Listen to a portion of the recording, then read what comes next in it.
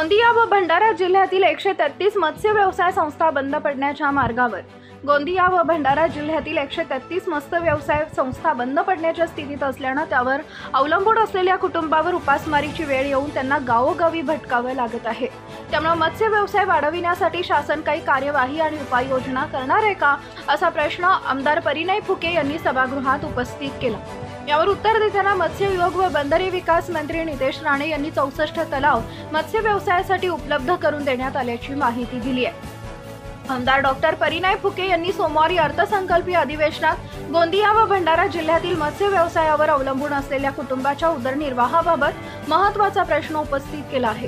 गोंदिया आणि भंडारा जिल्ह्यातील 133 मत्स्य व्यवसाय संस्था बंद पडण्याच्या अवस्थेत असल्याने या मत्स्य व्यवसायावर अवलंबून असलेल्या लाखो कुटुंबावर उपासमारीची वेळ येऊन त्यांना रोजगारासाठी गावोगावी भटकावे लागत असल्याची बाब डिसेंबर 2024 मध्ये निदर्शनास आली।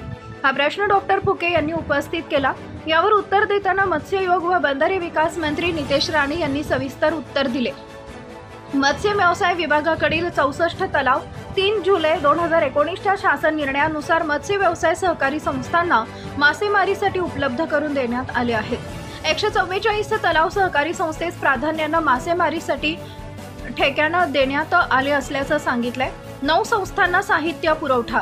गोंदिया व भंडारा जिल्ह्यात बांध पद्धतीद्वारे पावसाळ्यात मत्स्य प्रजनन करून मत्स्य बीज निर्मिती करणाऱ्या संस्थांना प्रोत्साहन दिले जात आहे। यासाठी वर्ष 2022 ते 23 मध्ये बांध प्रजननासाठी उपयोगी असणाऱ्या साहित्यांचा पुरवठा 9 संस्थांना मानव विकास कार्यक्रमांतर्गत 8,97,000 रुपयांना लाभ देण्यात आलेला आहे, अशी माहितीही राणे यांनी सभागृहात दिली आहे। 21 लाख रुपयांची तरतूद जिल्ह्यातील मत्स्य व्यवसाय सहकारी संस्थांना मासेमारीसाठी आवश्यक असणारे मासेमारी जाळे आणि नौका अनुदानावर खरेदीसाठी मासेमारी साधनांच्या खरेदीवर अर्थसहाय्य योजनेअंतर्गत 50% अनुदान स्वस्त दरात उपलब्ध करून देण्यासाठी 2024 ते 25 या आर्थिक वर्षात सर्वसाधारण योजनेअंतर्गत 21 लाख रुपयांची तरतूद जिल्हा वार्षिक योजनेअंतर्गत अर्थसंकल्पित असून त्याचा लाभ गोंदिया व भंडारा जिल्ह्यातील मच्छीमार यांना होणार आहे, असं सांगितलंय। जनता टाइम जटा टीव्ही चॅनलसाठी महेंद्र नंदागवळी, उपसंपादक।